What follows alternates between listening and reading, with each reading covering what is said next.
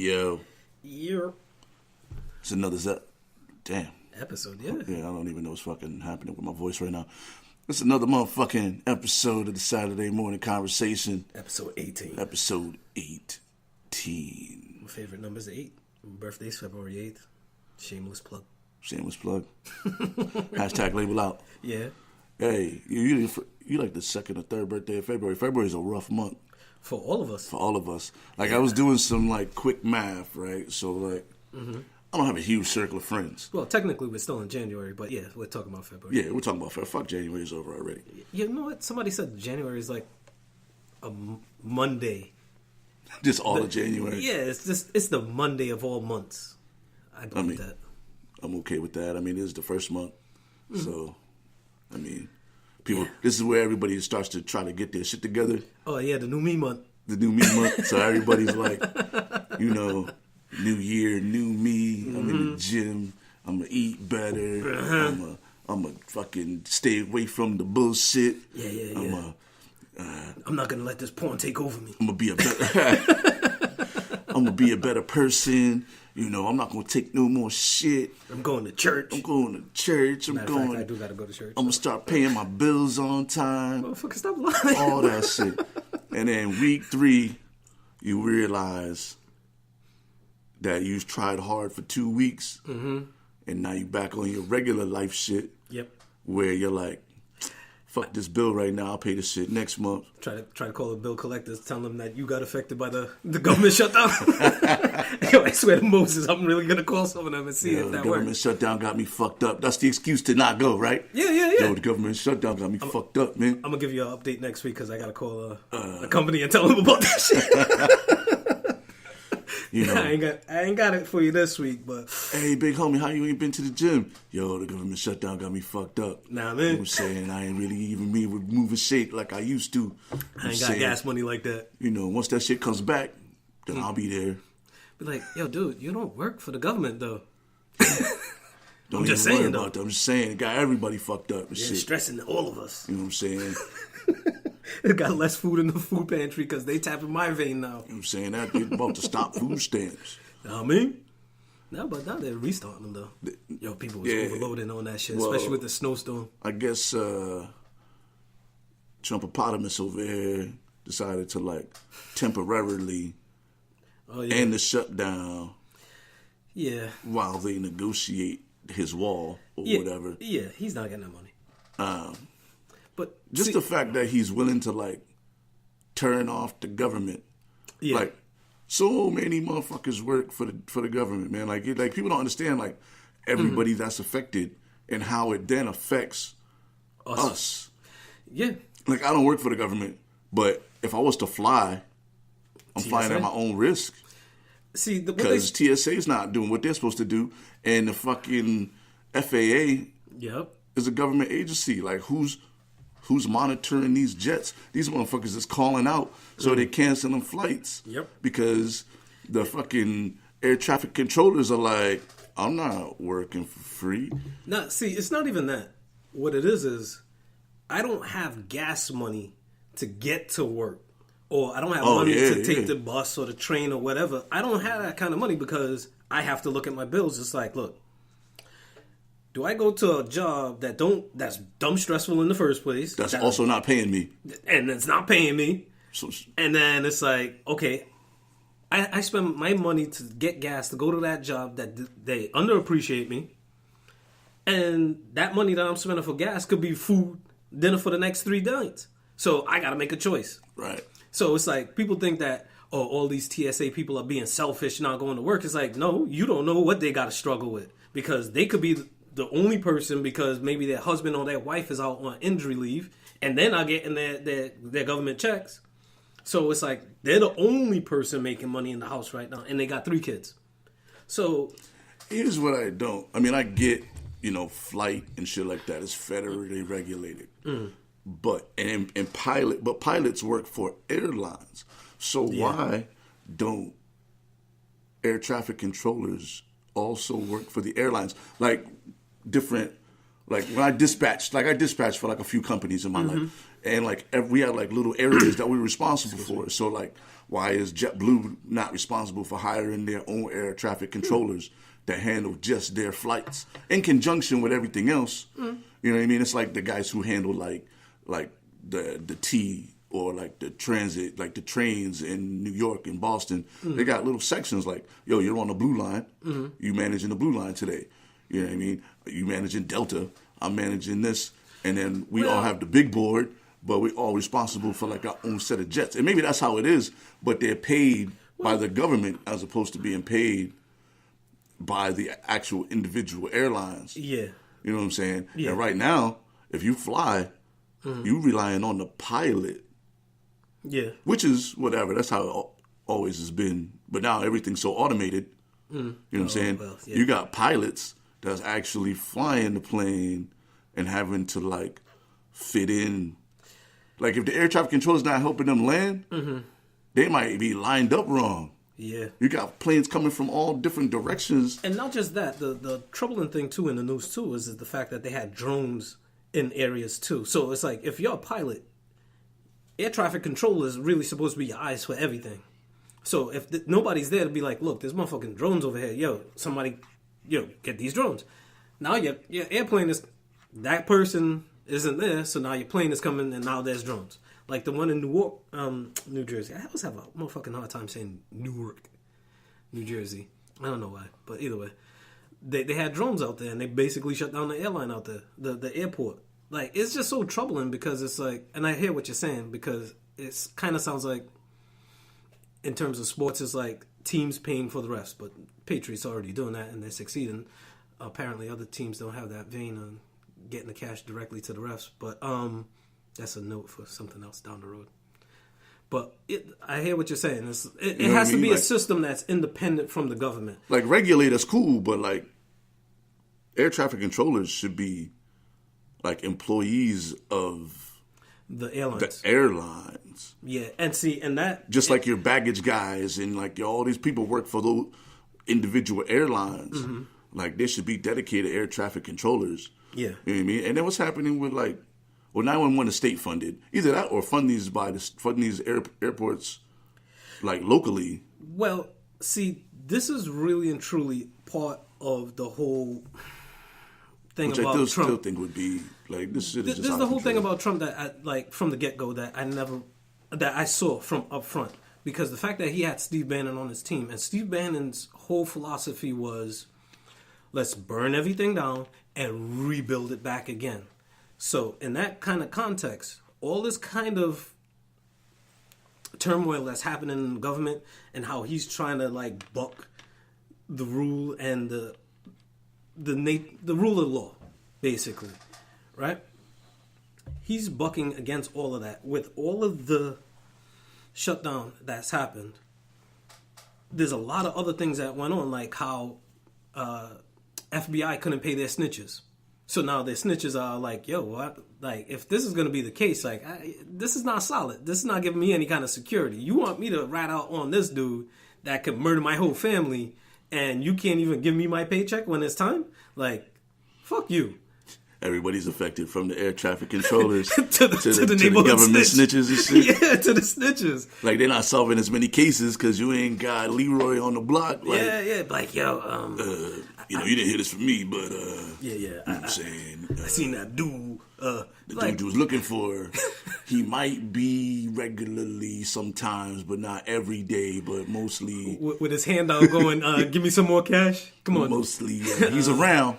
You want to know where he's at? Yo, you got to give me the money. Be like, yo, what's this IOU you putting in my hand, B? Like, this IOU ain't cutting it. But nah, the shit isn't just about with the airlines, it's with the food.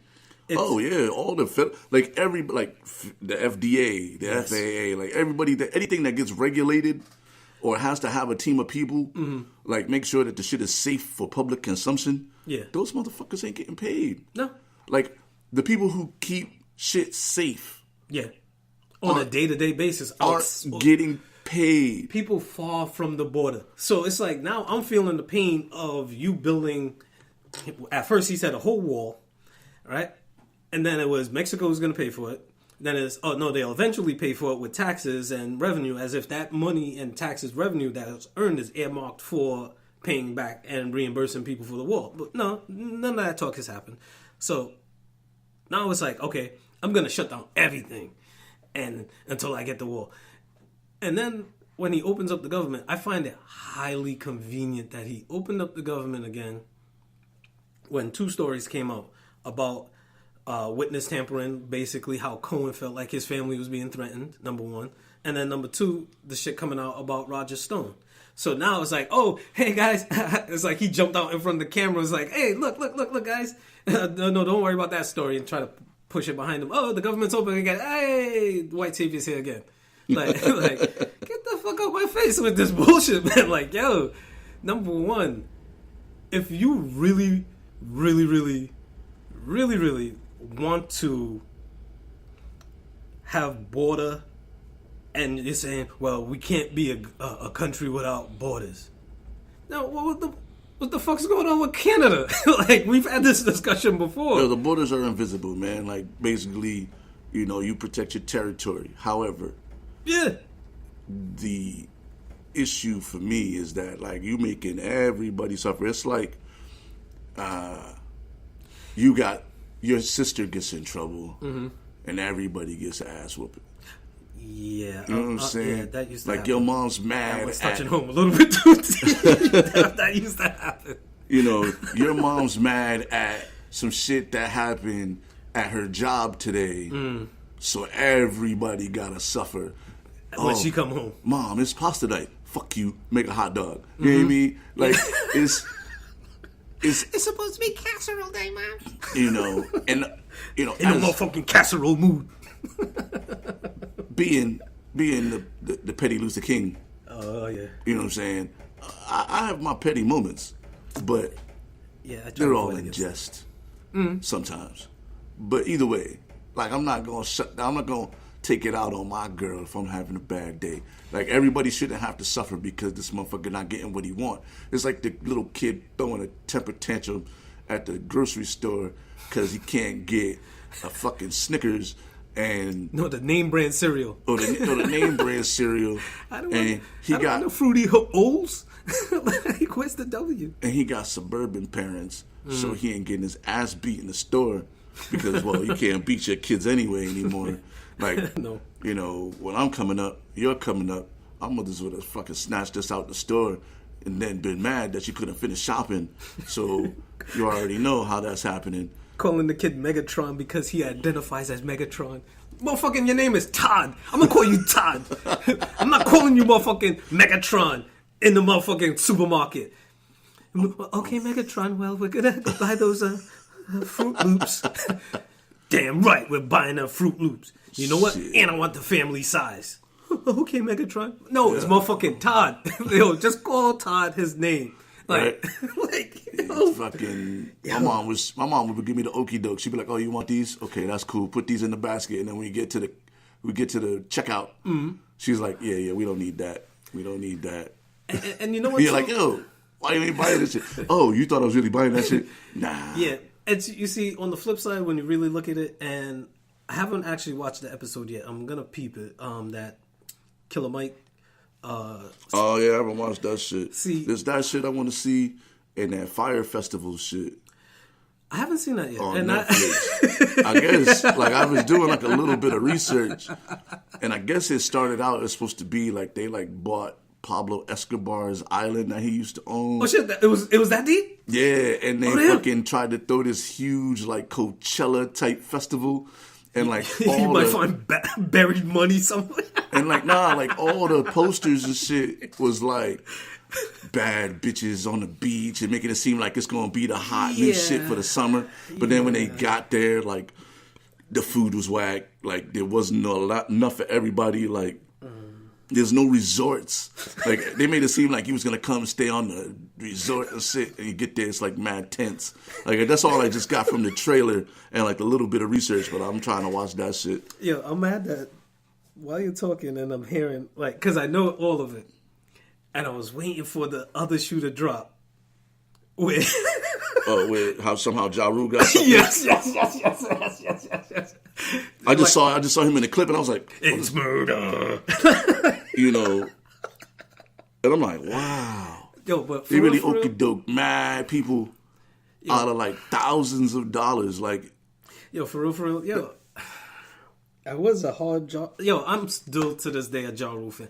Just the fact that he had Ja in his name and Ja Rule, like, yo, that's an ill reggae name number one. Like that's the bomb ass reggae name off rip. Cause nobody in the, I guess the ether of rap at that time really had Ja, because Big Daddy Kane was with the Afrocentric and shit like that. But then there was a break where nobody was talking about Ja or Islam, because Islam was becoming a dirty word around that time too. But he was never talking about that shit. No, he wasn't. No, but he was talking about his murder and just the fact that and it was Murder Inc. Yeah, right? Like he wasn't on that like conscious shit. No, he really wasn't. It was just the concept of his name alone, like just the concept. And then it's like, okay, well, maybe if he's gonna go with the trend of things and make money on what the trend of things was, but then take that money and do something else with it. And if he took that money and then wanted to do this Fyre Fest, well, maybe. And then it's like, like the shit I seen, like there was like it was really hype. Like, you wanted to go to that shit if you just watched the little commercials. But I didn't buy into none of that. Some of it just I got kids. I'm not flying to no island. We're gonna fly to an island. Nah. Spend like thousands of dollars. Nah. To see Ja Rule. Like the lineup wasn't even that crazy. Vita wasn't even on the billing. You forgot about it too, huh? Vita and Dragon. Oh shit. Dragon. Yo, he been on the internet though with some fire bars. You know what? Like the older version of Dragon is like kind of a savage. It gets to a point though. It's like the wave passes you by. As nice as you are, because Cassidy is in that grouping for me at least. KRS-One is always in that case. Big Daddy Kane, but even Big Daddy Kane had the Tiny Desk thing for NPR, and only a few heads was really on that shit. First of all, not to cut you off, but the Tiny Desk shit. Oh my goodness, is one of the best series. Oh, and that's on NPR television, and it's on NPR. So like, they don't really have like a channel. You gotta like YouTube that shit. Yeah, you gotta look for that shit. But that is quality shit, man. But Big Daddy Kane, but like his wave sadly had passed him. Like even if Rakim comes out with a fire verse, right, the wave is kind of past him. Like it's at the part right now where people are saying, there was a point where people were saying that Nas is irrelevant, that the wave passed him, but he's basically, and we could kind of pivot and transition with this too, but he's like surfing. He's kind of he's surfing the wave. He's trying to stay ahead of the wave, where it's not even about rap music no more. Right? It's about his other stuff. Is what he took that rap money and what he actually did with that shit. Yeah. Like it's like, so like everything, drugs, your regular job, whatever, right? Your hustle's your hustle. Your hustle is your hustle. You shine shoes. And like, I was always that dude. Like, yo, I'm gonna do this rap shit. I'm gonna do it, but I'm gonna do it. Like, I'm not trying to be on stage like that. I'm gonna produce. I'm a DJ. Yep. You know what I'm saying? I'm gonna do the studio shit, because that would be the transition for me anyway. And I always try to tell these dudes, like, yo, you gotta have an out, because you can only do the rap for so long. You can only have any hustle for so long if you don't diversify your money. Like, you can't let all your money just stay rap money. You gotta get property. You gotta get businesses. You gotta invest. You gotta, have some sort of little retirement or something, because eventually that money's gonna dry up. And kind of like what I was saying with Ja Rule and what I'm saying with Nas is that the rap game was their vehicle to get them to where they ultimately wanted to go. So no matter what they did with the rap, right, that money was going to something bigger. That was based, the rap was the car, the money was the gas money, but their picture was on something big, because with Nas, it's like, a lot of people didn't know with his Queensbridge venture partners that they basically, before they sold Ring, the Wi-Fi, the doorbell shit. Yeah, the doorbell shit. Like, me personally, I'm not into that. That's a whole nother topic in itself. But he sold that off. Now, recently, and I didn't even know he was attached to it, but he sold off Pluto TV. It's an internet app, where you get free movies, and they have a nice little selection of shit. It's not the best, but if you're one of those cord cutters, it's an option. Like that and Crackle. Like people. It's for free, and people call it corny or they call it selling out and shit. Like, I mean, not that we're like super huge fans of Nick Cannon, but Nick Cannon's getting fucking paid. Yo, he gets guap from Nickelodeon. Like low key, like not even shit he even talks about. Like, like Radio Shack was going out of business, and Nick Cannon buoyed them for a bit. Like, was like, yo, I want to buy all the Radio Shacks. Like, I mean, it's people still don't go to Radio Shack. Well, no, didn't they shut down? Yeah, but then he's got like his incredible line, and it's like his but the dude is making so much TV money off. He's still getting paid from Nickelodeon, still getting paid from MTV. Yeah, he has that shorty. He's hosting shows. Like, he got shit going on, and people be like, "Oh, fuck Nick Cannon." Like, nah, Nick Cannon's getting money. I'm a gigolo, making lots of. I mean, his music career was whack. And R. Kelly. Oh shit. Damn. His music career was kind of whack, but he had a couple hits. You know what I'm saying? You know what? Who else is like that? Even Fit. My girl's about to pass out. Come down here, try to fight me right now.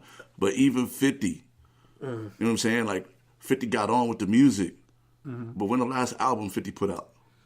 I'm not a 50 man like that. But I'm just saying, the way he treated Ja Rule. That was dirty. 50 got a taste of that TV money, that endorsement money, power money. That, you know what I mean? Like the effing vodka. The effing vodka. That's like effing the vitamin water. It is nasty, but the vitamin water. You know what I'm saying? Like 50 is good. You know what I'm saying? He has a nice portfolio too. Diddy. Oh shit. Good. Oh, his portfolio is vast. Jay-Z. Yep. Good. Even though he got hosed on that Brooklyn Nets deal. You know what I mean? That was some weird, like, back alley shit. That's a whole nother chapter. But the fact that he was able to even be involved in that shit on whatever level speaks volumes for, like, his ability to move from, like, the drug game to the music game to, like, the mogul. And people try to fault him for that. It's like, yo, how you going to glorify Jay-Z from being a drug dealer selling death to his own people?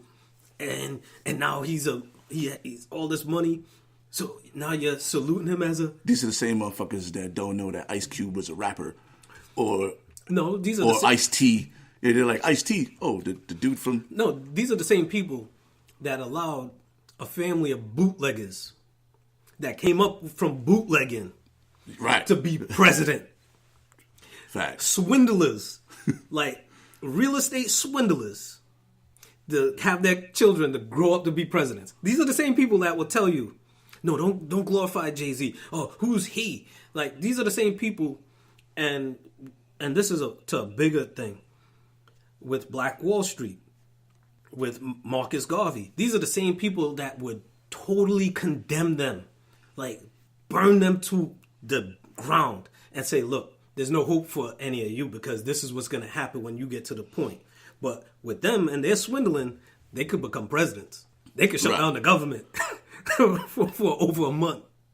But yeah, it's just. But even Ice Cube too. Ice Cube. Yep. You know what I'm saying? That dude's an actor now. Will Smith.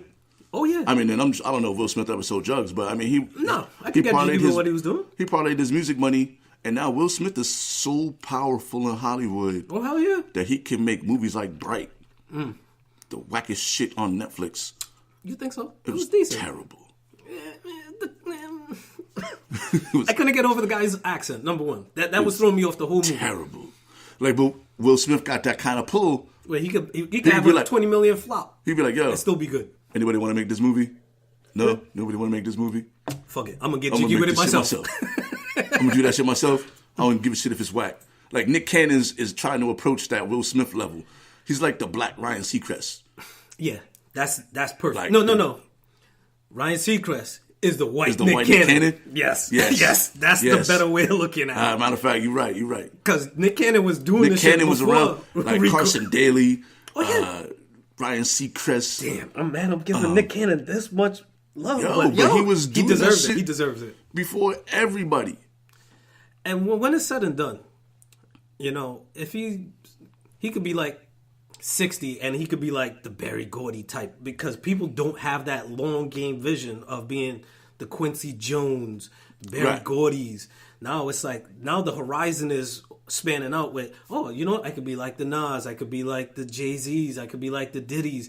But again, it gets to a point, it's kind of like Icarus. Don't fly too high close to the sun, but you don't want to be too low. You're going to try to have to find that sweet spot. It's tough being black in America, trying to just spread your wings and fly, because people gonna burn you somewhere. Like, yo, this nigga said some shit. He said nigga one time. And how you can talk to people and talk to them about brothership and call people niggas. That nobody really talks about all the time, that the homie friend of the Saturday Morning Conversation podcast be talking about all the time, is Byron Allen. Oh, yeah. Byron Allen might be the richest black dude in the world. For real. But his shows are dumb corny though sometimes. I try to watch comedy out with Byron Allen. Yo, his shows are not that great. They're not groundbreaking. But you know what? He's in the game. Consistently, since like the late 80s, Byron Allen has had his own television network. Yep. And he's interviewed everybody. Yeah. Like, people fucks with Byron Allen. For real. Like, but somehow he doesn't have like a mainstream because the market presence. they don't want him, again, like in the sense of Icarus. They don't want him to get too close to this. They don't want him to get too high, because even before Oprah, it was Byron Allen. Yeah. Even before Tyler Perry, it was Byron Allen. Right. But people don't know that name as the guy. So when it comes to like Black History Month, it's okay. Yeah, we could talk about the safe people. Okay, let's talk about Harriet Tubman to a certain degree. We'll talk about Martin Luther King to a certain degree. Thurgood Marshall. Who's the peanut guy? Eli Whitney? No, Eli Whitney was the cotton gin. He's the cotton gin. But they handpicked the safe ones. Oh, we're not going to talk about Nat Turner. No. Hell no. We're not going to talk about Marcus Garvey. We're not going to talk about Byron Allen.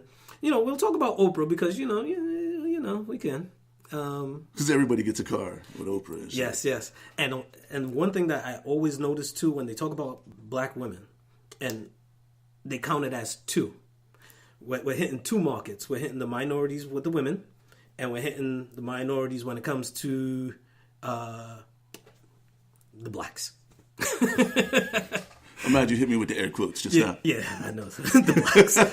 Because I don't want to be the guy reintroducing the blacks as an acceptable way of referring to African Americans or black people. Don't call them the blacks. Sooner or later, during the evolution of the Saturday Morning Podcast, we're going to go with a visual element, and you'll be able to see the air quotes. The air quotes. With the blacks. You'll also be able to see the hugest Mets fan in the world. This motherfucker got more Mets gear today, rocking the worldwide official. Is that Mitchell and S? No, I don't think so. It's some... Oh, nah, this is straight Jersey. Majestics, yeah. You had that shit since the 90s? No, I got it last year for a little birthday present. You got it from the stadium? Myself. Huh? You got it from the stadium? No, hell no. Oh. I got kids. I don't know. Yo, so, quick story. Babes. Right? Those who don't know me, like, I rep Detroit hard. Like, I'm in Detroit. Mm-hmm. I like all the sports, except for Michigan State. Fuck them. But still, if it's Michigan State versus somebody else, Central Michigan, I'm rocking with Michigan State. I rock with all my Michigan teams, man. Central Michigan's always in the news. You know, even the ones that suck. So it is what it is. But I went to opening day at Tiger Stadium last year. We're doing it again this year. But I was like, it was just me. My dad's birthday's like right around that time, and the homie Mark. So we all go out, fly out to the D. Everything is lovely. We get the tickets. We go to the game. And I'm like, damn, I got to get some shit. Like, I don't have no Tigers gear except just my hat. Right? So I'm like, all right, I got to get like a hoodie or something. And we land. We had just enough time to like land, go check in, blah, go to the game. So I'm like, damn, I got to buy some shit. And I'm like, damn, I got to buy shit for like, my lady's not with me. I'm going to get her some Tiger shit because, you know, I'm all about like infiltrating. like the fans of other sports and trying to like turn them over. Yeah, I'm not buying my lady no Red Sox shit. Because here's the thing.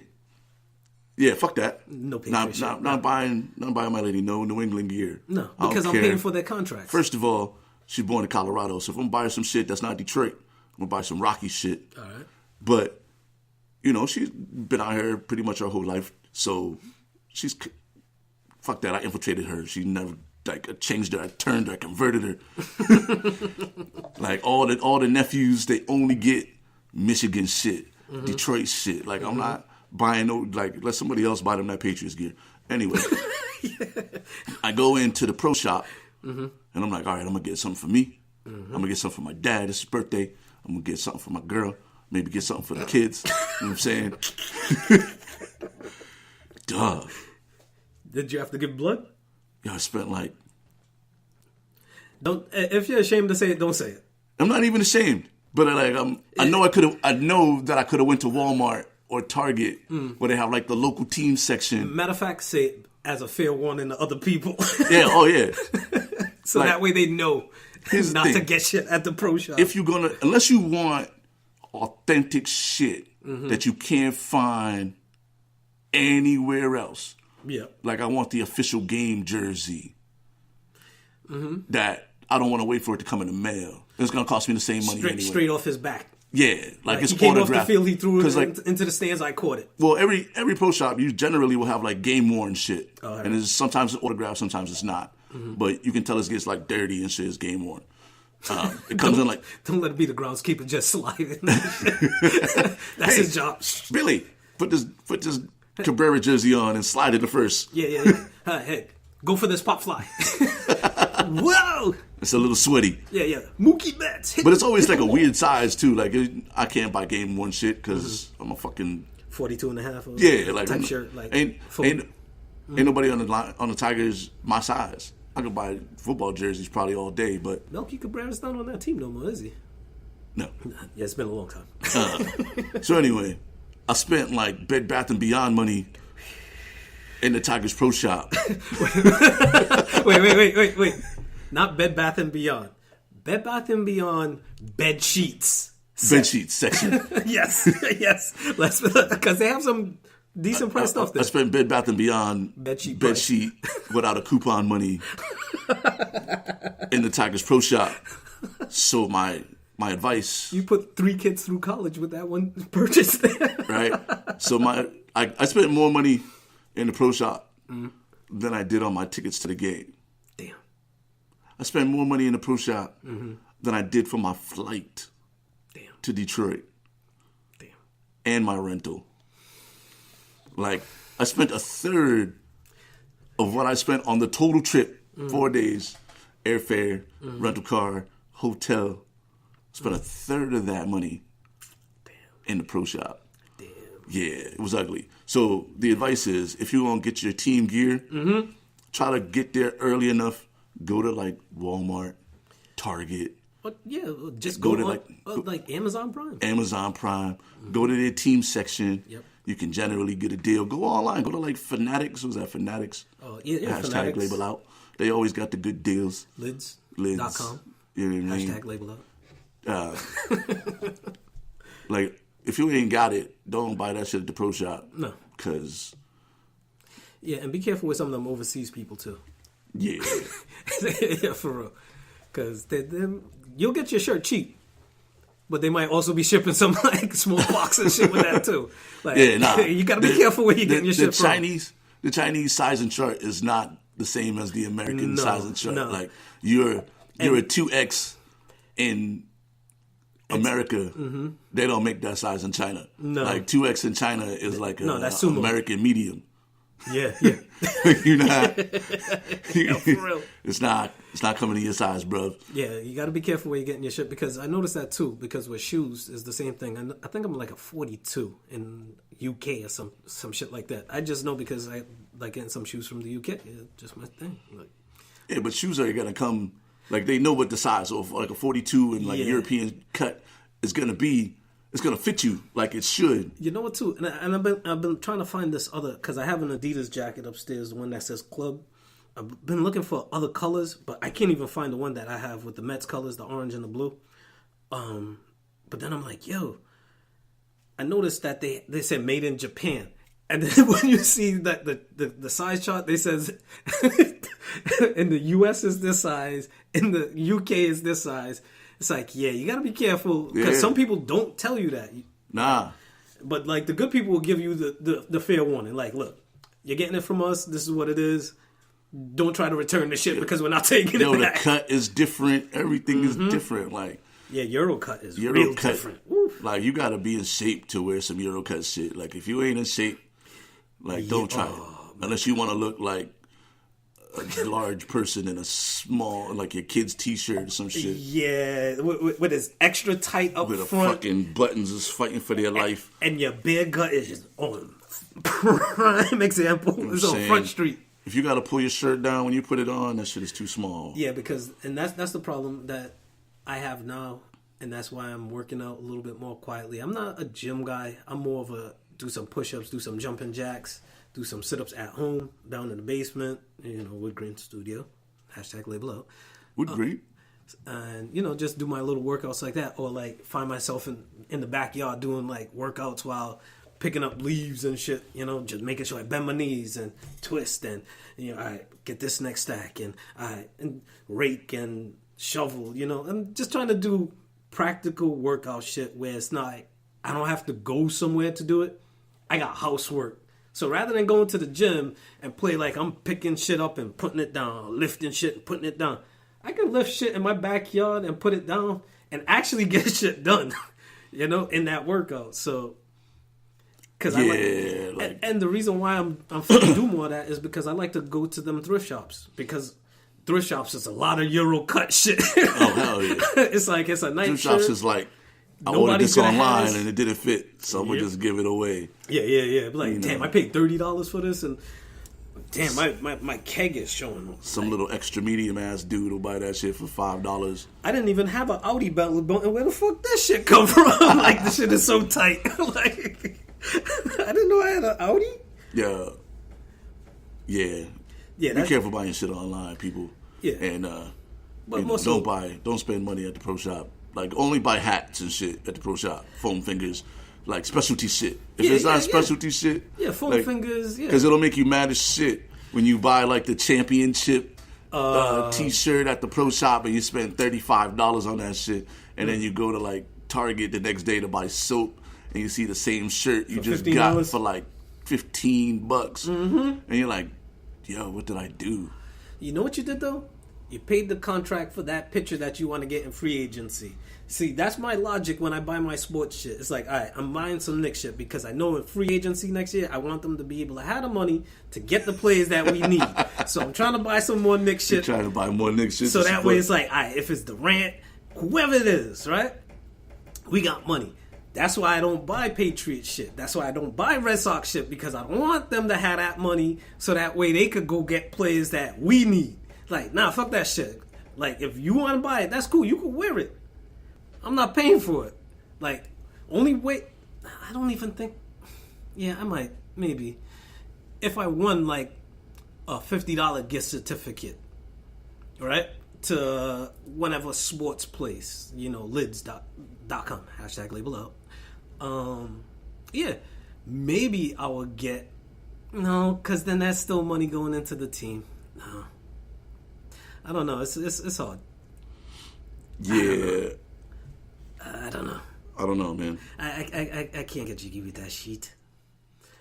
But I know there was some other shit in the news too. Yo, Adrian Broner got his ass beat by damn it, 55-year-old Manny Pacquiao. Damn it, man! I was trying to avoid it because I know that was gonna show the replay for free. AB about billions. Yo, seriously though, you gotta change that shit to ass beat. Oh damn! He got his ass beat. Yo, Manny Pacquiao's like 45 years old, or however old Manny Pacquiao is. Nah, but seriously though, ass beat, dog. Nah, seriously though, people get so caught up, and I'll give you 2 examples. People get caught up with age, like, yo, this dude is, this motherfucker. There's that old man strength, right? Of course. And then on top of it, I like the fact that, okay, I didn't even watch the fight, but just the notion of the old dude beating up the young punk coming up, like, just running his mouth and shit. Like, yo, just shut your fucking mouth, like, and I'll punch you in your face. Yeah, that's, like, he beat him. Part. He beat him like I'll beat my nephew up at a barbecue or some shit. Like, for talking shit to your mother or his mother, like your sister. Like, he hit him like, you little motherfucker, like, you ain't got, like, pop, take that. And then, like, he beat him so bad that he actually thought he won. Yeah. He was like, he was missing. See, I was hitting him with clean shots. No, you weren't. Yeah, he's giving them the fake news replay. Like, he's giving them the onion. Like, I was like, yo, what fight was he in? Like, where he had a flashback to a fight where he was winning. Well, he got beat that bad where he thought he was in another fight. Like, it was an out of body experience. Yeah, he was actually Pacquiao. Like, in his head, he had that Freaky Friday flip. Yeah, and then homeboy, yo, when I was jabbing the shit out of him. Like, no, you was getting to jab the shit out of him. Right? I don't even like dude neither that be asking what the fuck is his name on. Larry Merchant? Nah, it wasn't Larry Merchant because it was. I'm glad he retired. It was on Showtime. Not? It was Showboxing. The other motherfucker. Anyway, there's always one of them. He was like, "Yo, are you sure?" Because, like, we're pretty sure you was getting your ass beat. He didn't say it like that, but he was like, "What fight were you in, dog?" Like, and he was like, "Oh, I can already tell you already hating me. You already decided I lost." He was like, "No, like, no, you lost, bro." Like Adrian Broner is the perfect example of a motherfucker who got a team full of yes men, or they just say yes to him and then laugh at him. Like, dude, you got your ass kicked, and the kid is so talented. You know what I mean? Like, I've seen Adrian Broner. Adrian Broner, like, when he comes into, like, and he's in the right mind frame, focus, is like one of the more unbeatable fighters. Like, when he lets his hands go, but for some reason, he was getting so abused that he just never let his hands go. See, like, the dude only threw like 8 punches in one round. Like, ultimately, like, the thing that bothers me with him is that outside of just focusing on straight boxing, he's more so always kind of fit himself as the mini-me to Mayweather. Like he was supposed to be part 2 to Mayweather. Like, he was supposed box. But that's the thing. Adrian Broner can box, but Mayweather know how to let his hands go when he needs to. No, but you see, with Mayweather, his first thing was to box. That was his vehicle. That he knew that him boxing was going to sustain the next step, the next phase, which is the business. You know, the lights and everything, and the money and the whole bravado. He did it in a way where he's comfortable, like he's set. With Broner, he so got caught up trying to do the business part and keep up with the business part, and he lost focus on the boxing. That's where I feel like Zab Judah got caught up the same way. Well, Zab Judah also got knocked out viciously, and I think that affected his whole shit. But the reason being is because at that time they was having a lot of videos. That's when Little Kim and Junior Mafia and Brooklyn was really doing shit, like with parties and bullshit, right, with Biggie and shit. And he got caught up with all of that. Stephon Marbury and the Knicks, like, that's why I didn't want the Knicks to get Marbury at that time when they had Lenny Wilkins as their coach. I was like, nah, go for Baron Davis. Because if anything, Baron Davis, number one, his focus will be totally different than bringing in Marbury, coming back home, especially during that era and that climate of things. Because look what happened. He got caught up in the shit, even though he found himself a home in China, which he landed sweet on his feet out in China. He got a fucking statue out there. Like, he's a god. He's the Jordan of China. He actually got dual citizenship. They offered him, and they're like, yo, this is not even a statesman. Like, and he's getting this from China. Like, that just tells you don't necessarily have to be big in the United States to be big on this world, you know? Yeah. So, but Zab Judah got caught up in all of that bullshit too. Broner basically is getting caught up in that bullshit. And it's like, I want to like him, but yo, it's just I'm not focus I'm not on a the boxing expert, but I appreciate a motherfucker who will talk a little trash and like, you know, and then go in there and back Ali. it up. But it's impossible to win a fight when you don't throw punches. Like you can't just be all defense. Let's see. Because boxing is an eye test, right? So like, if it looks like you're getting your ass beat, and that's you getting your ass beat. Like if you play in defense, you still got to throw. Like the thing about Floyd is like he's untouchable with his defense, but he also works more. See, and when you're the champ, that person got to beat you. Yeah, you know what I'm saying? It's different when you ain't the champ. You got to be the aggressor. You got to be working. You got to be the aggressor. Yep. You know what I mean? Pacquiao got a bigger name no matter what. So it's like, yo, you got to really go in there. And do the work. I actually used to be big into boxing. I actually stopped watching boxing for a bit because it just started to get away. Like Roy Jones, like the way that Mayweather kind of boxes and the way that he set his game up was kind of like Pernell Whitaker, where he used to like crouch all the way down and make people look stupid, and he's like dancing with his. But I mean, he knocked a lot of people out early too, though. You know what I mean? Like he just turned into a defensive boxer because he was like, yo, I don't want to be punch drunk. Yeah, I think, and he was like, but he was getting caught because he wasn't throwing no hands enough. But then there was Macho Camacho with the flash, and even though he used to get his ass beat sometime too. But with Mayweather, he also took part of Roy Jones. Even though Roy Jones, which as great as he is, he used to fight a lot of weekend warriors, like some cops. You know, it's like Roy Jones fought a lot of fights. You're like, yo, how does dude even get to fight Roy Jones? Yeah, like you're thinking like, okay, Roy Jones is going against this cop. On the weekend he boxes, and now he's up against Roy Jones. I'm like, you know what? Fuck the police. Yeah, I'm going for Roy Jones. And they even highlighted Roy Jones with his cockfighting. I remember that feature, right? And they used to always talk about him and his cockfighting and all this shit. Can't really do that shit now. The pigeon society. Yeah, in good boxing news, hashtag segue. Demetrius Andrade won his fight. Oh, where? In the Garden and shit on Martin Luther King Day. Beat the fucking brakes off this dude. See, that's why I need to get back into boxing, man. Yeah, we gotta get this dude on the show, man, somehow. Yeah, the gym is right down the street here, too. So shout out to Demetrius Andrade. Yeah, man. Champion. World champion, Demetrius Andrade. Rhode Island's on. We got him on the show, man. We got some good local boxing talent out here, so we'll try to get him on the show at some point. Yeah, and that's all world champions too, for the most part, or Olympians. You know, there's a lot of like good boxing pedigree out here. So yeah, I do got to talk about homeboy about that tree that he got growing into my backyard here for on some real offline time. I'm just not trying to get boxed out for him cutting the fucking branches so they don't just fall on the house down, dog. Fuck it. Yeah, I could cut the branches my damn self, but you know what I mean. Throw it back on his side. Which also brings me to this, right? And I was thinking about this. It's more prevalent in basketball right now, I think, than anywhere else. What's that? And with the Super Bowl coming up, boo. You know, and there seems to be there's a lack of civility.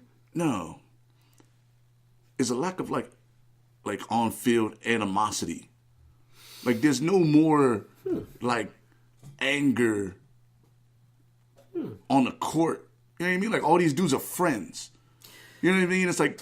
So wait, like you want to see a Dr. J. Larry Bird fight again? I'm not saying like fighting. That shit was brutal. That shit was brutal. I'm not talking about like going on the court and fighting. I'm talking about for these 48 minutes, you the enemy, dog. Like I'm not fucking with you. I'm not dapping you up before the game. I'm not like, you know what I mean? Like there's no more like competitive edge because it's like. Nah, but if me and you on a different softball team and I'm like, I can get a ride? Nah, fuck you. You on the other team. Like, man. Like, we just smoked together. That's game week. That's game week, dog. We just smoked together. Be like, you just gonna leave me here? And I think a lot of it is about like maybe like social media brings people like more easy to communicate. You know what I'm saying? Like, but like the rivalry seems to be like really gone in sports. It's not like like Magic Bird. Like there's no more Magic Bird. Like LeBron is like besties with Chris Paul. Chris Paul. You know what I'm saying? Like they're good friends, which is fine. But like, and I'm sure that Jordan was cool with other players. You know what I'm saying? Him and Charles Oakley, best friends. Right. They still roll together. You know what I'm saying? But like, when it was basketball time, fuck you, dog. Like, Charles Oakley would get dunked on hard. You get into a fight with somebody on my team, I'm not dapping you up and being like, yo, wait till not get your ass beat, son. Let me put my arm around you. Like, that shit is gone. Like, there's no more, like... All right, so wait. Let me ask you this question, because my father was put... Like, I feel like it's, like, fucking up, like, the whole, like you're a Mets fan, right? And it's like... Mets, Lions, Tigers? Mets, Tigers, or Mets... Yankees. You know what I'm saying? Like, it used to be like a battle. Like, you was either a Mets fan or you was a Yankees fan. But now it's just okay to be fans of both teams. Damn, you know what I'm saying? Damn, you were a Pistons fan. Like, I'm a Pistons fan. So, like, growing up as a Pistons fan, you're never going to be a Celtics fan. You're never going to be a Lakers fan. Like, fuck that. You know what I'm saying? That's your team. I can't like I can't like the Yankees and the players, Red Sox? But the players exuded that. You know what I'm saying? And now it's like very few. You know what I mean? It's very few. Like, you got Yankees, Red Sox, still like a huge rivalry where they're like, yo, fuck you. But there's so many Yankees fans in Boston. What, cheering for Boston? They live in Boston. Or they live in Rhode Island. Like, we're 40 minutes from Boston. No, not from All Boston. the fucking Yankees fans out here. You would think that it would be... It just seems like... And that's whatever. You live where you want to live, right? But, like, it used to be like, yo, I'm a Detroit fan. I go into Boston. I wear my Detroit gear. Motherfuckers going to give me a hard time. I go to a Patriots game. Yeah, but I'm not trying to get stabbed nowadays. I'm just saying, though. But the teams also had that little rival, like little anger going into the game. Like, yo, going into this game, it's real mean mug time. And that kind of was like, okay, this is how we got to be as fans. So wait, let me ask you. Now it's like, you know, all right, Steph Curry, like, you cool. Like, all these motherfuckers is like, it would be a time where, like, so wait, like LeBron would have never went to the Lakers because fuck the Lakers, yo. Like, I play over here.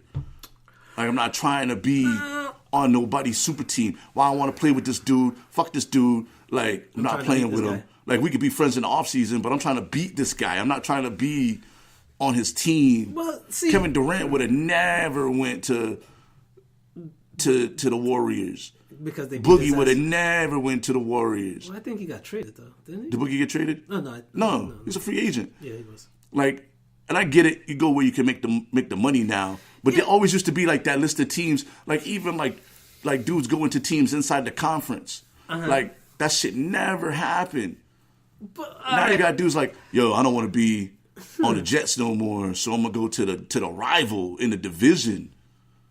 Well, I don't know. It just seems like it seems like the edge, like, because everybody's like super friendly with each other now. Like, it seems like the edge is a little bit gone from sports. All right, so wait, so I got 3 questions. All right, so from your first point, like I was saying earlier, my father was asked me this question: if you see you see your boy that's on the other team getting in a fight with somebody on your team, who you grabbing? Are you gonna hold back your boy, or are you gonna hold back the guy on your team? See, yo, I'm gonna snatch the dude on my squad because I need him to not get ejected. See, and that's what my father says. Even though he's on my team, you're my boy. I'm going to hold him from punching you. If you get a couple of punches on him, that's cool. You my boy. I'm holding him for you. But it's like, yo, low key, I'm going to hold him. Yeah. Like, get him, pop. All right, now I got to go. Yeah. I'm going to let you get your shots in, but it's like, I'm going to hold him back from getting suspended from throwing punches or some shit like that. Right. Like I'm not. At first, I was like, why are you even asking me this question? He was like, no, seriously. Don't ever hold back your boy because you're stopping him from punching. You're holding him to get punched. Even not even on that level. I'm grabbing the dude on my team because I need that teammate. You get ejected, we can still be boys. You know what I'm saying? You get beat up on the court, you can still be boys. Yeah, but we boys. But I'm always holding the other dude because at the end of the day, I'm like, I can't hold you to get some punches. Yeah. And then we go out and also, get drinks. Like, and then you're like, yo, motherfucker, you let me get punched in the face. Yo, you held me to get punched in my face. Yo, that's some fucked up shit. No, but you want another team, dog. Like, but if it's like some bench clearing brawl shit, I'm gonna hit everybody but you. True. You know what I'm saying? If I see a dude about to haymake you, I might like push you out the way and be like I punk, just like fake fight with you, so you don't catch a haymaker. I don't know, man. If it's game time, I might let you catch that one. Be like, yo, I couldn't. Nah, B. Especially if I see the dude coming from behind, he's coming to snuff you from behind. I might have to push you. Yeah, I'll probably protect my homies, but yeah, I'm gonna have to push you. But it's game shit. Yeah, I can't say that like, yo, if it's game shit, I'm gonna be talking wild trash. You might want to punch me in the face. Nah, we boys. We could be mad. But can't be that mad with you, B. Right, but I mean, friends fight. You know what I'm saying? Yeah, but it gotta be. Yo, there gotta be some ground rules. Yo, I can't believe you dunked on me like that, dog. Like, I'm not talking to you right now. Like, fuck out of here, dog. Nah, like it gotta be some ground rules. No hitting in the face. Like even Kobe and LeBron, they coexisted. They made commercials together and shit. I don't think that they hated each other. No. But when it was time to play ball, Kobe had that mentality though. You know what I mean? People don't.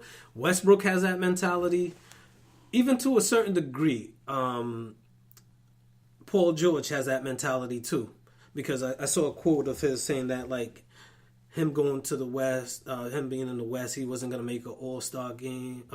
Team ever again because of LeBron being out in the West. So he took that as like a personal challenge for himself. So not every player, and I see how this is quietly shading LeBron, but not everybody has that type long game picture like LeBron does. Some people have that, look, I'm going against you, I'm going to bust your ass. Yeah. Kyrie Irving has that kind of way to himself. Damian Lillard has that kind of way to him. And we could be cool. You come to the city. Even Chris Paul even has that. Even though him and LeBron, like, I feel like if something happened, Chris Paul would get upset and he'll push LeBron. And LeBron would just be like, yo, what the fuck, dude? Like, and he'll put his hands up like, yo, I thought we cool. And like, nah, man. Like, Chris Paul, he's an old school dude. That's why he's one of my favorite players of all time. He's one of my all-time favorite players. It just seems like these new dudes, like, they're, like, so more concerned with being, like, playing with their buddies. Well, because they're probably looking at it like, yo. And some of their buddies suck. Like, no, because some people might look at it like, yo, if I push you on the court in the fit of competition, when it comes up with me and you doing a Dorito commercial together, you might say, no, I don't want to do no fucking commercial with that dude. Now I'm losing money on the back end. Yo, but so what? No, but then it's like, people look at it like it keeps the edge in sports. They'll be like, all right, you know what? You do Doritos, I'm gonna do what's the other one? Takis. Yeah. Like, fuck you. Jordan kept Isaiah Thomas off the USA team on some real petty shit. That's some like super petty shit. Oh, that's world level. That's master level petty shit. Like super petty because like, yo, fuck this dude. Like, and now they could be cool, but when we're like in the thick of it, you know what I'm saying? Magic and Bird.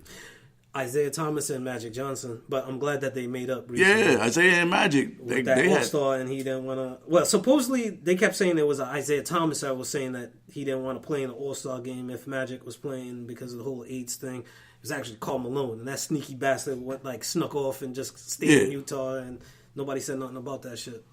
You know what I mean? Like, I feel like the edge is gone. Like, motherfuckers don't hate each other enough, like, on the actual arena floor. Well, in the fit of competition, they doing secret handshakes with each other, like, on the court. Fit of competition.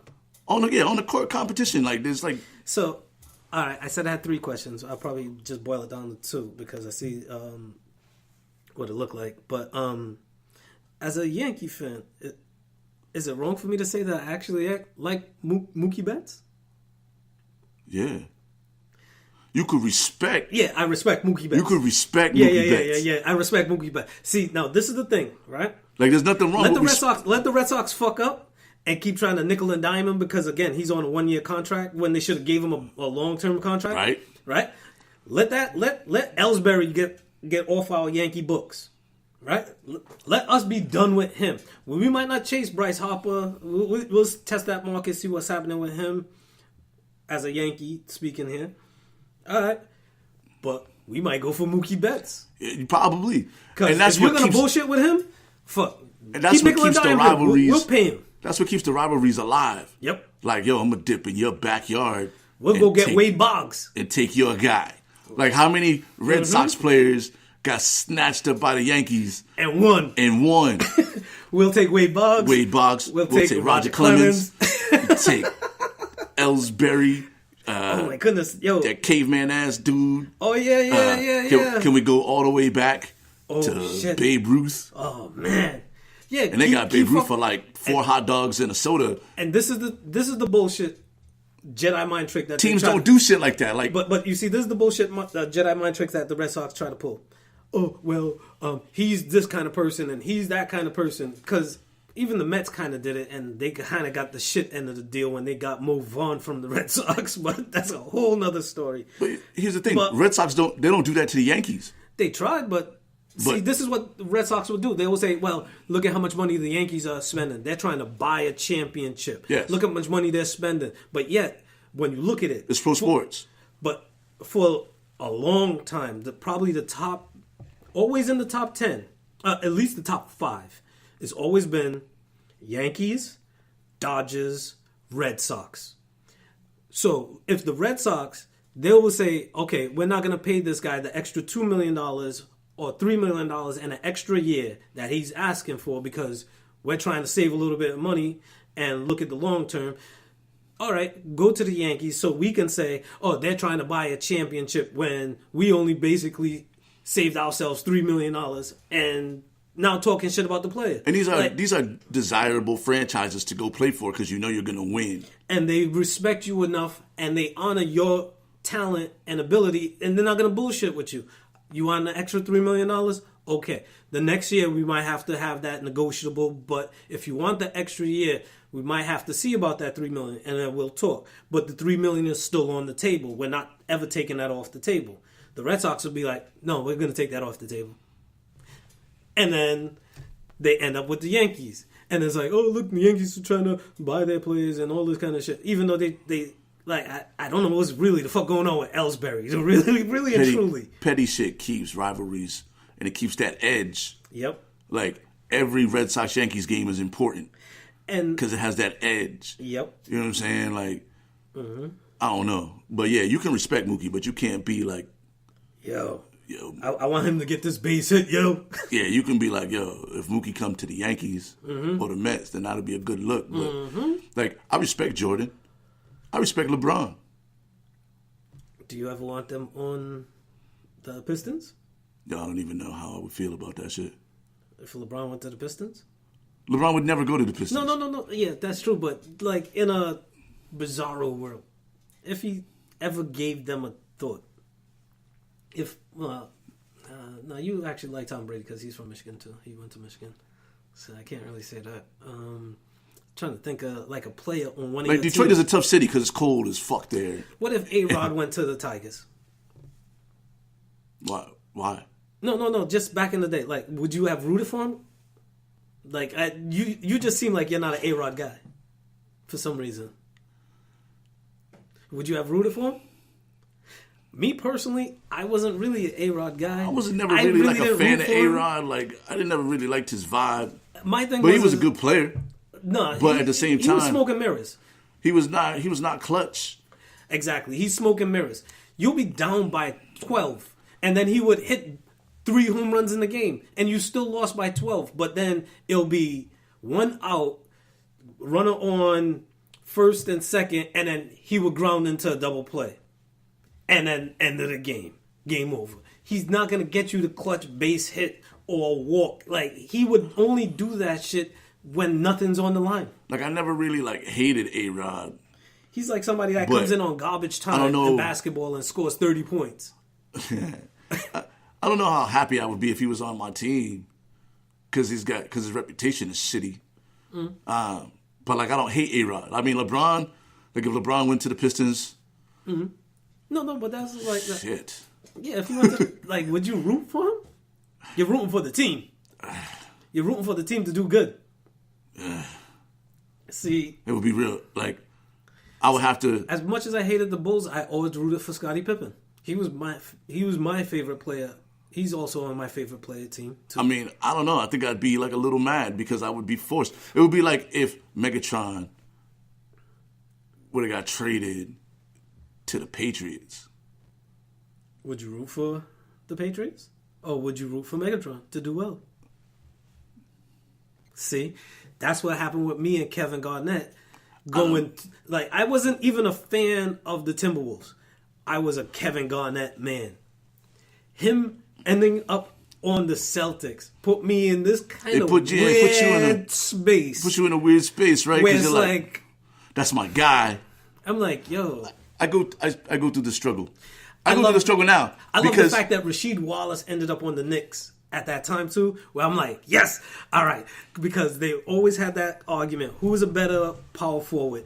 Kevin Garnett or Rasheed Wallace? And that just took my mind off of Garnett being on the Celtics.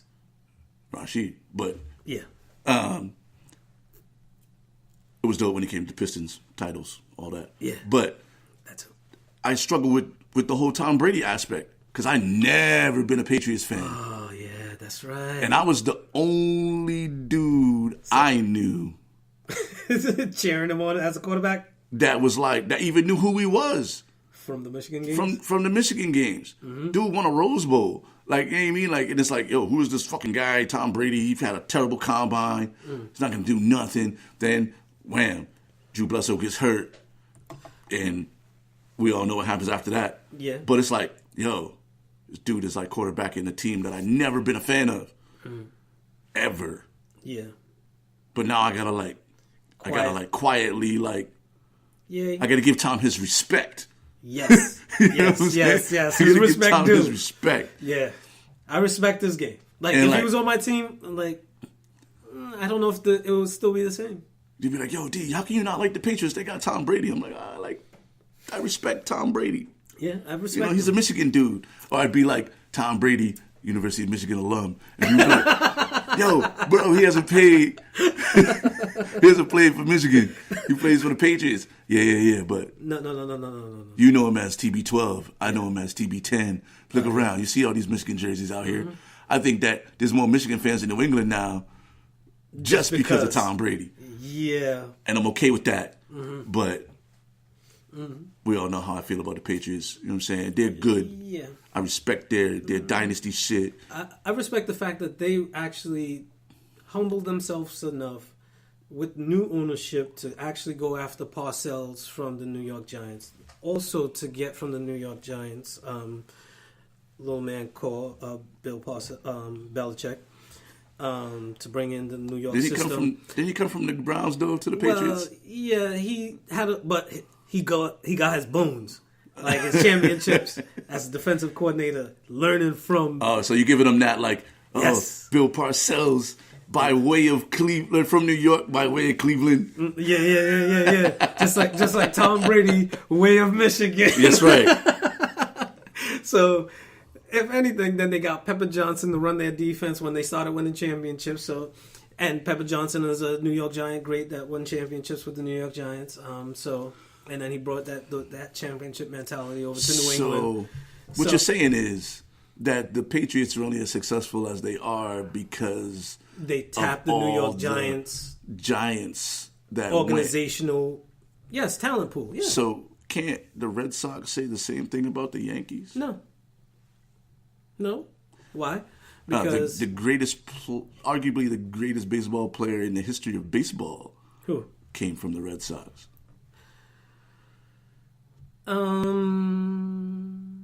Yeah.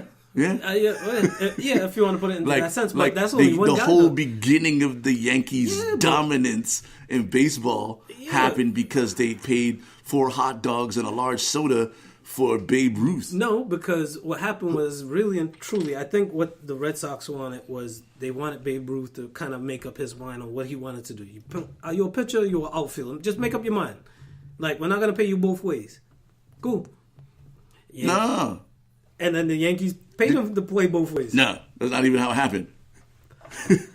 The dude, Like, and this is part of like Ken Burns' documentary on baseball. Damn, I'm mad. So, damn, you're going Ken Burns on me. Yeah, I'm going Ken Burns on you. I ain't So, got no proof. the dude that owned the Yankees and the dude that owned the Red Sox were buddies.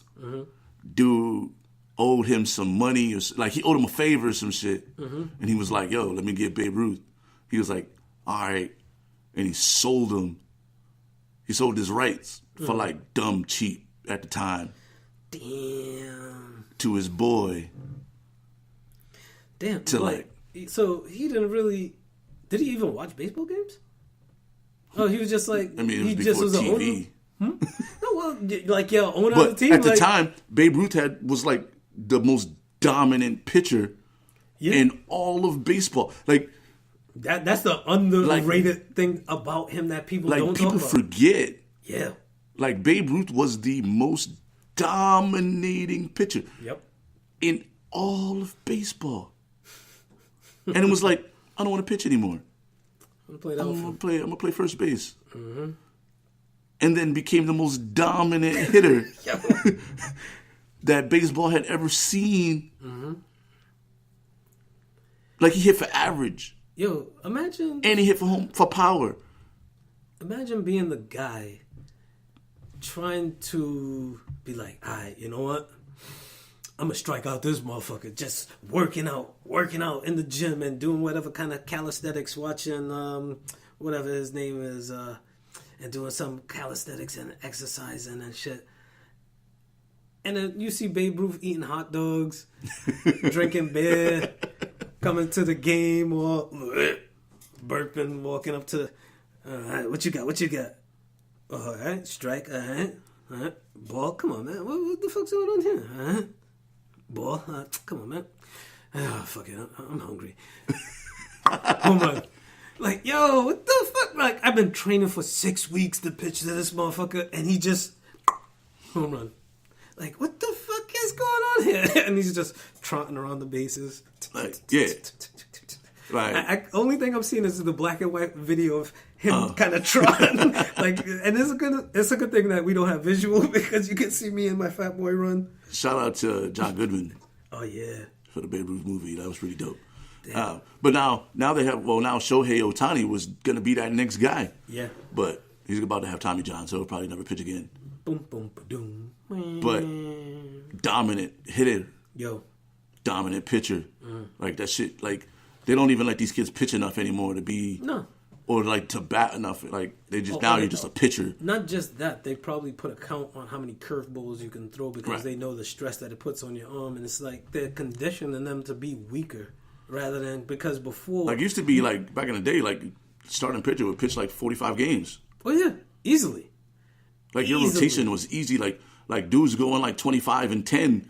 Easily. And they're pitching like 1,000 innings a season or whatever the fuck it is. I remember because like really, and this is how far back me and you go. You were the first person to really put me on the baseball and baseball stats and the numbers to look at with baseball, like batting average. I believe you said it was like 250. You want to try to be above that 275. You're doing great. You're like all-star status, possibly. Pitching, it's innings, strikeouts. It wasn't like all this extra stuff. There's a lot of stats in baseball now. Oh my goodness. There's a lot of stats in baseball. Oh, the war stats. Like, there's so many stats in baseball now. Oh, man. Which I can appreciate, like, the analytics of it, but, like... It's computerizing the game where now it's... Like, people have... Like, it's taking the human element out of the game, and they're basically writing a computer program. But even that's like that now in all sports. Like, sports is so analytical now. That's why you got all these dudes thinking they Steph Curry. You know what I'm saying? Oh, yeah. But they don't know... Oh. I miss all the shots I don't take. That kind of mentality. Not even. Like, you have to remember that Steph Curry is the son of one of the greatest shooters in the NBA. Yeah. Like, percentage-wise.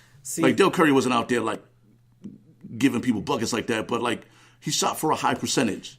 I'll tell you something, too, when you finish your point. And I heard a story that when Steph Curry was coming up, learning how to shoot, his father didn't let him take any shots out of the paint. For like the first like 2 or 3 years.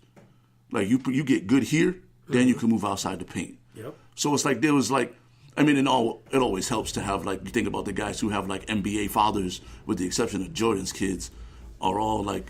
Damn, keep his kids out of your mouth. They're grown. Except for Jordan's kids. Damn but, it. like, LeBron's kids. I'm going to keep Klay Thompson, too. His dad played in the NBA. Mm-hmm. Steph Curry, his dad played in the NBA. LeBron's kid is good. Yeah, hell yeah. LeBron's kid is good. Hell yeah. Tim Hardaway. Wayne. A lot of kids. There's a lot of, like, NBA sons in the league right now. And that's what what's his name? LeVar Ball. He was saying is that, oh yeah, because people like me, I have more time to spend with my kids and make them NBA ready, unlike superstars. And like, I'm like, that is kind of a valid point. It's valid. You was gonna be on the bench anyway, so you had enough time. But when you come home, you're not tired because you didn't bust the sweat during the game. But also, it's easy for that NBA guy to get his kids to play up against NBA talent and coaching. Kobe. You know what I mean? Mm-hmm. You were around, like, these NBA dudes all the time, like... The silent coaching, though, too. Yeah. Like, even if it's, like, the kid is there, and during practice there's a little timeout, and you go ask the coach, what do you think about this? All right, what you should do is... Right. Dribble like that. All right, I got to get back to work. Those little nuggets go a long way, because now it's like, all right, now I know how to dribble a little bit better. All right, next time out during practice. All right, look, this is what I got. Nice. Now try this one. Cool. Try that one. All right, gotta get back to work. And then you see those little seconds. Those little exposures, they add up. And then as you get bigger, or you get older, then maybe, like, you get to go to these little pickup games. Yep. Hey, son, we're about to go play some pickup. You want to come play with us? Yeah. You know what I'm saying? You got Del Curry, Larry Johnson, Muggsy Bogues. You know what I mean? Muggsy's is playing Steph. and that's pickup. Yeah. You know what I'm saying? Post Muggsy up. He likes that. I ain't that. I got him. When you be getting your shot tossed into the stands by Larry Johnson as a kid. Like, you learn how to be a better shooter. Eddie Johnson was another dude on that team, too. Yeah. You learn how to become a great player when you got great players tossing your shit into the woods outside in your court, and you got to go find your basketball. Come on, man. You got Larry Johnson dunking on you and shit. Like, you learn how to play defense. Although Steph Curry don't play no defense, though. But fun fact, Steph Curry, greatest NBA player to be born in Akron. Yeah. Greatest shooter. Hands down. But you see, this is the thing I was going to say earlier. During that draft. But I'm going to say greatest player because during that draft, I remember the Knicks had, I believe it was the 8th pick. And everybody was thinking about, all right, should we go up in the draft and get him? Should we move up? Should we trade? Like, got bad ankles. He had noodle ankles back then. And even early in his career with Golden State, like, he had a lot of time out with bad ankles. So what he was allowed to do, though, is be exposed to the NBA and their practice habits and not actually be forced to do anything. But now he can work on his shooting now. And then from his shooting, all right, he can't put any pressure on his feet. He could probably work on his handles. All right? His handles is shooting. Handle is shooting. Right? No legs, and no shooting. Now that he got his legs a little bit stronger, his ankles, now he could. And and when you watch his footwork, he's very light. That's why sometimes, like, it doesn't look like he's playing defense. He doesn't want to move. No, he's not. He's not playing defense. He's not playing James Harden level defense. No. James Harden don't play. He has stiff ankles like Eric Snow. And James I'm mad Harden that I know plays Eric Snow D. for having stiff ankles, but, like, he doesn't go side to side. Like, he would kind of sway you off when you watch Steph's feet. He would kind of sway you off and be light on his toes, like, so that way he's not putting too much pressure on his ankles, because he's always had bad ankles, but he's just learned to play and kind of morph, because even every time he's shooting, he's always light on his feet. Yeah, because he had that NBA pedigree growing up. That too. But what's happening now is that now everybody thinks they're fucking Steph Curry, and they ain't even took close to the amount of shots that this dude is taking. Yo, they say to take 100 shots per day. but divvy it up where different positions work, like how you have leg day and chest day when you're going working out. So the gym I work out at has a basketball court, right? Me and Tony, who's a fantastic, like probably the best shooter.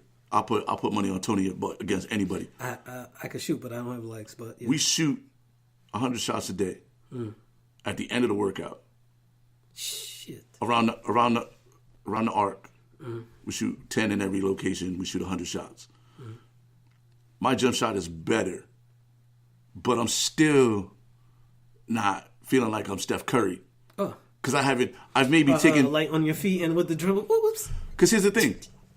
I might take 500 shots this week. Steph Curry took 5,000 shots on Tuesday. You know what I'm saying? Like, there's not enough... I'm not putting in that work. So if I'm out there playing a pickup game... Well, number one, you don't get... I'm not out there on my Steph Curry. Well, you see, look, you take the amount of shots, which by percentage-wise, in the big scheme of things, is what you're going to get paid for ultimately. Because you're not going to be out there taking 1,000 shots trying to go out for the YMCA league where you're not getting paid anything. You're actually paying to be in the league. So you're not taking that many shots. So you're not really investing as much as he is, which he has millions on the line. So true. I mean, if it was my job to shoot baskets, yeah. So you'll be out there taking shots as if it's really your job. But those people that take shots out there, it's like, yo, to each their own. Everybody has their release. Some people smoke weed. Some people drink. Some people go boxing. Some people go jogging. Some people shoot hoops. You know, there's other things people do, but I'm not gonna get into those negative shits. But that being the case. You know, it's Black History Month. Black History Month, fast approaching. Next week, right? Yes, sir. Next week, rent due. Oh. And it's the start of Black History Month. It's also the start of the February birthday celebrations, which I kind of like lost track on when I was saying earlier. Oh, yeah. We took a real hot... My circle of friends, 90% of us have birthdays between February 1st and St. Patrick's Day. Yeah. Lord. Yeah. Like, yeah, that's where it gets to a part where it's like, damn, you know how many friends I got in the month of February alone? I look at the calendar. That's where a Facebook post is going to be what you're going to have to deal with. I look at the calendar and I could literally celebrate a birthday like every 3 days in February. And you know what, too? Like, is it acceptable to be asking people what their address is so you could send them a card? Like, if one of your Facebook friends go, yo, D, I know your birthday's coming up. What's your address?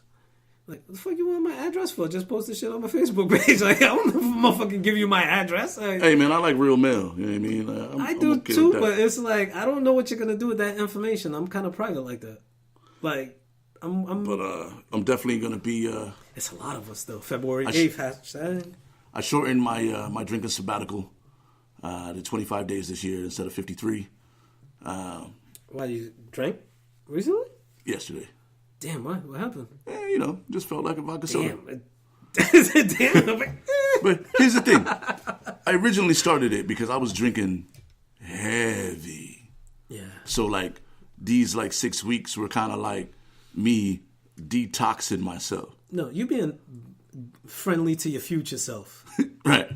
So, now, this year, I was like I wasn't craving it. Like, I don't crave it anymore. And vodka's delicious, but vodka's my and I was like, you know what, I got this. I got it under control. So, you know, I had a couple drinks yesterday, but that's beside the point. I'm not going to go as ham, and it also kept me from well, you're a grown ass man, who's out there refereeing you? But it also kept me from celebrating the 13 birthdays in the month of February. Oh, yeah. You know. Yo, D. Yo, get this. Yo, take this shot with me, D. It's my birthday. Yo, you know we go way back, dog. February 3rd. February 8th. February 10th. February 13th. February 15th. February 16th. There's probably 2 on one day somewhere, too, in the mix.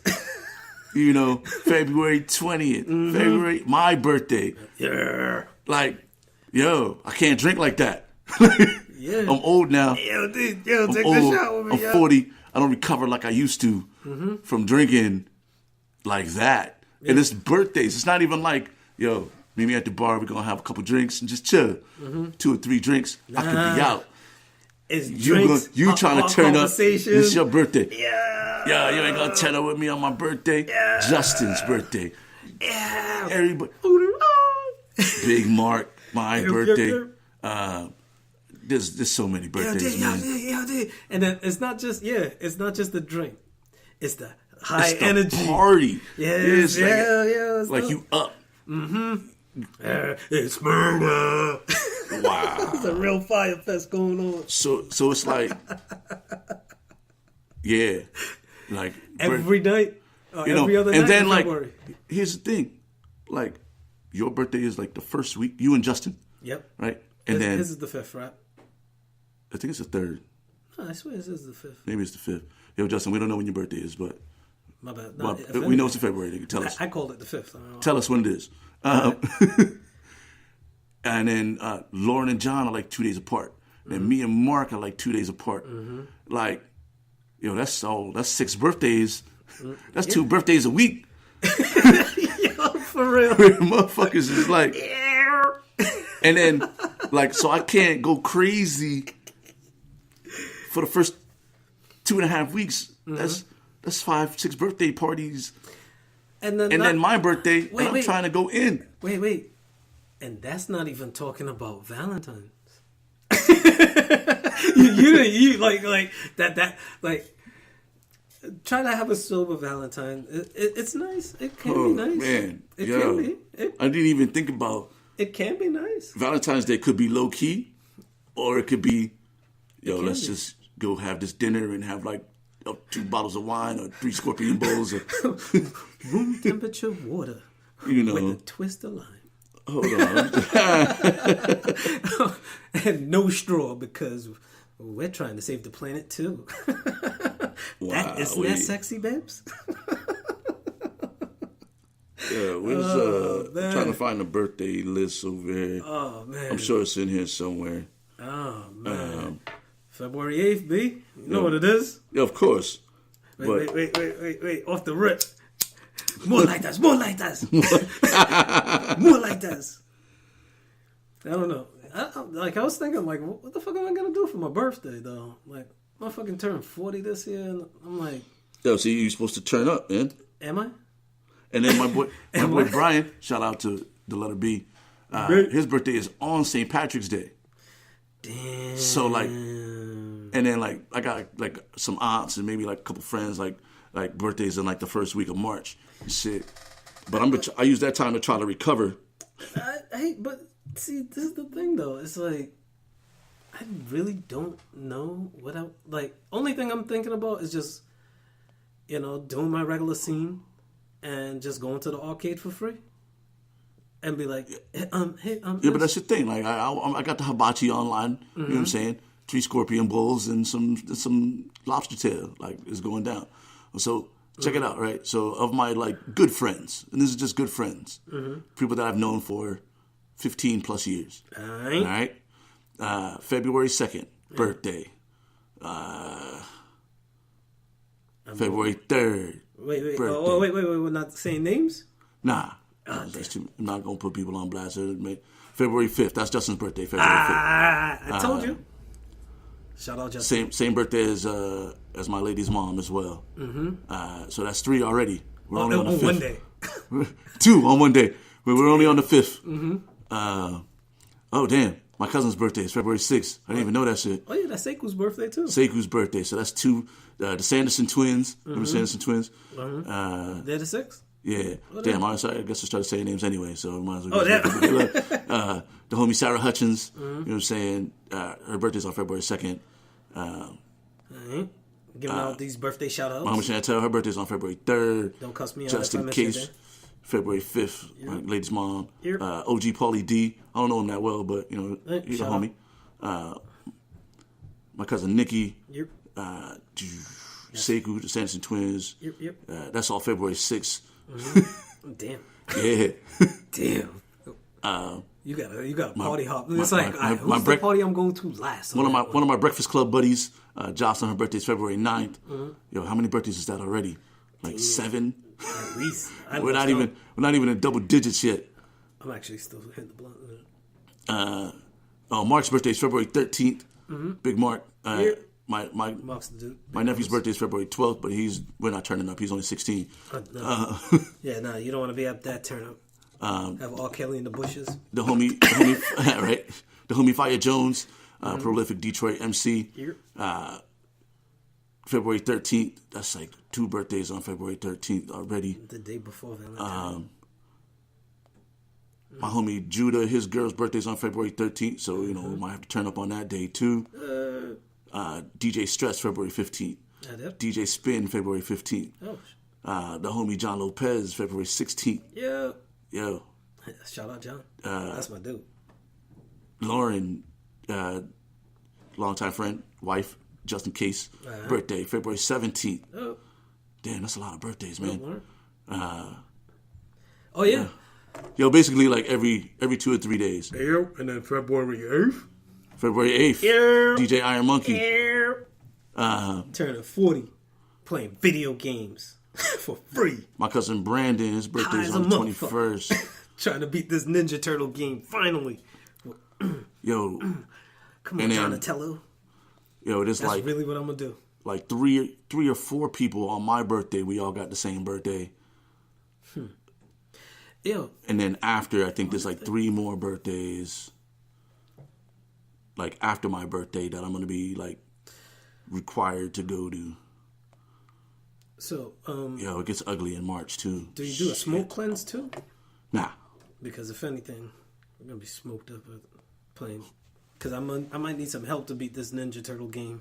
Because me as Donatello. I beat the Ninja Turtle. I beat that shit at USA Skates. Did you? Yeah. You actually put money into that shit? Yeah. See, now if you actually beat it with you putting money in it, now we're playing for free. Yeah. So now easy. USA Skates, for those of y'all from Rhode Island, used to be the spot. Everybody's birthday party was there. Can you do the voice?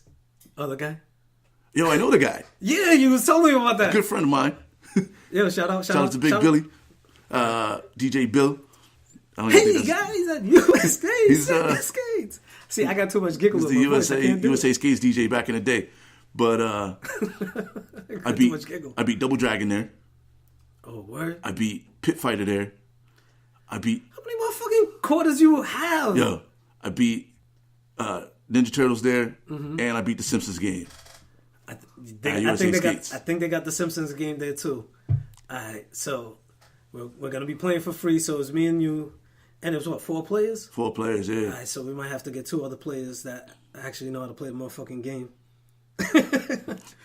Getting smoked up, tag out. Yeah, that's Damn, February 8th. It's a Friday. Word. Yep. We'll be in the building. February 23rd is not a Friday. It's a Saturday. Word? So, yeah. It'd be DJ Iron Monkey on the solo tip. Because we got for the show. Yeah, because we got Jim Gaffigan Friday night. We're going to see Jim Gaffigan, and then Saturday morning is traditional birthday bingo. Hey! Listen! You're more than welcome to come play bingo with us. Wait! I don't want to like your bedroom stuff. You could. Nah, man, like bingo. Bingo! Oh. Whoa. Nowadays you don't know what people and do. Then like, the Saturday night festivities and shit. So, right. And then April, whatever Saturday that is, I'll be in Detroit. We'll be doing the show from Detroit again. Yeah. Well, what, you got another race out there? Opening day baseball, baby. Oh yeah. That damn April. All right. I gotta mark that down on my calendar. Because if anything, for the February one, I know I just finished my latest podcast. The fuck I call that podcast? That Blood Moon shit? Yeah. No, I didn't call it that Blood Moon shit. Damn, I'm a bad promoter of my own. Dude can't even promote his own podcast, man. You smoke too much weed, Playboy. I'll put it up on the site. I'll put it up on the page. But yeah, DJ Iron Monkey presents the Super Blood. No, it's the Blood Moon Within. Word. It's the Blood Moon Within. Blend of R&B, neo soul, a little bit of hip hop, some timely shit, some shit that you might not have heard of, some shit that you thought of and never heard it mixed that way, and some skits and shit just to keep it interesting. But working on some new ones. Like this one that I'm working on now for Black History Month is called My Brother's Keeper. The last one I did for Black History Month was Brother's Gonna Work It Out. But My Brother's Keeper is basically volume 2.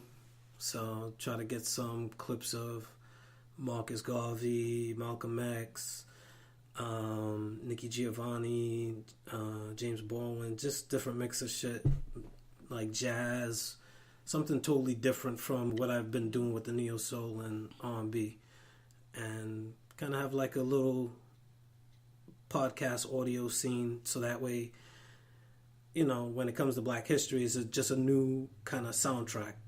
Dope. In a sense to it, Make sure you check it out. I've been trying to figure out what I'm gonna do with some different podcast ideas, but look out for those. I don't even know where I'm starting, but tonight I got my Paisley shirt. Oh yeah, yeah, got it in the mail.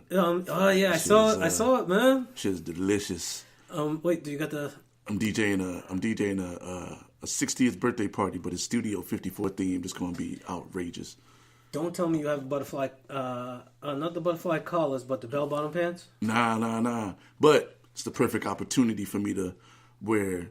So I said my quick story before we get out of here. Platform shoes? Nah. With the fish bottoms? Nah. Damn. Nah. I'm not trying to be on that. I'm going to get you sucker shit. Clocking. Clack. Wait. But, so I asked my girl to go get me some jeans. I was at work. I was like, yo, I need black jeans. Mm-hmm. I gave her the size. She went and got the jeans. Mm-hmm. And she accidentally got me. She just grabbed jeans, obviously. Mm-hmm. But one of the pairs of jeans she got me is Rockstar cut, super slim, stretch boys. Now, I've been working out. Ray Shrimmer pants? And I've been thinking I'm going to rock these jeans because it's a Studio 54 party, you know what I'm saying? However, some Euro cuts. Daryl refuses to shimmy into a pair of jeans. Well, you got to put extra lotion and Vaseline and the silicone based so you can slide in. I'm going to take a crack at these jeans again. If I got to shimmy them, they're not going to come on. The fact that you have to describe it as shimmy is a problem in its first place. So if you gotta shimmy into anything, they're part of my weight loss goal jeans. You know what I'm saying? When I get my weight, I drop 2 more. I got a pair of green pants that I love wearing that fit me nice, but like my gut is now starting to hang over. You got to shimmy in them shits? No, I don't have to shimmy. Oh, then they're acceptable. They're proper fit. And I don't have to shimmy. So if you got to do anything of kind of shimmy, other than put one leg in and the other leg in and pull up. I'm a dude, man. What right leg, left leg, pull up. Not a shimmy. If I got to roll them off. Sitting on the end of the bed. Yeah, right. So we're going to take, I'll let y'all know if I was able to get the jeans on successfully or not. Babe. Babe, pull the back. Wait. Hold it here while I button it. No, at the bottom so I can zipper it easier. Hold it in the middle. Come on. Teamwork, come on. Teamwork. Yeah, if your lady got to help you put your jeans on, you shouldn't wear them shits. Yeah, as a guy, if you need teamwork. If you got to do any kind of jump motion. Any kind of teamwork. Any kind of hip shimmy. Any kind of like. And I understood the actual purpose of button fly. Really and truly. And no guy should ever be going commando and wearing jeans, number one. You're cut from a different kind of cloth if you wear no underwears with jeans. I don't know how we got there. But button fly is functional for people like that. That's a side note, but go ahead. Yeah, so I was just saying, if you got to make any kind of like extra movements to put your jeans on, gentlemen, you shouldn't be wearing them shits. Any kind of noise. Any kind of... And your girl has to think that you're in the room doing something other than you putting on pants. Like, if you put the jeans on and you have to like adjust the legs in any way, like when you put on like your Under Armour joints for the workouts, like your jeans should not fit like a base layer, no, or a compression pant. You know, if you gotta like like snug it. You know But what I mean? even those pants are stretchy pants, and you don't have to shimmy. You just put them on and kind of pull, and then just make your little adjustment, if you and gotta you're good roll with your them. shit like pantyhose, don't wear them shits. Oh Lord have mercy, yo. You know what I'm saying? And there's a lot of motherfuckers out there that just struggled to get in their jeans this morning. wait. I'm talking to you. I If know you I'm struggled to get on your jeans this morning, I'm talking to you. See, and in this particular case where you're talking to you, that's where me standing directly in front of you, I just slide right beside you. Yeah, where you at, motherfuckers? But that's another episode. Episode 18? February 8th. February 8th. Yeah, I still got a couple of time. We get a little bit of time. Yep. DJ Iron Monkey turning 40. 4-0. Trying to beat some motherfucking Ninja Turtles at the video game. We're gonna welcome him. We're gonna welcome him to the 40-40 club. Yep. You know what I'm saying? When you're 40, everything takes 40 minutes. Oh boy. Shaving, showering, shitting. Oh boy. Trying to get the squatty potty and put my feet up on the squatty potty. Yeah, squatty potty is one of the greatest inventions. You know what? I have one. This You shit have is one? amazing. See, rather than actually getting the squatty potty, I actually had like a square bucket. I used to put a square bucket. I got the actual squatty potty. We'll get into that in another episode. Damn. You know what I'm saying? Shit that you do when you're 40, huh? Yeah. Squatty potties. You have, listen, get a squatty potty, people. Boy. That's all I'm going to say about that. Oh, This is boy. Saturday Morning Conversation. We're back next week. Squatty potties in a bidet. Get with us.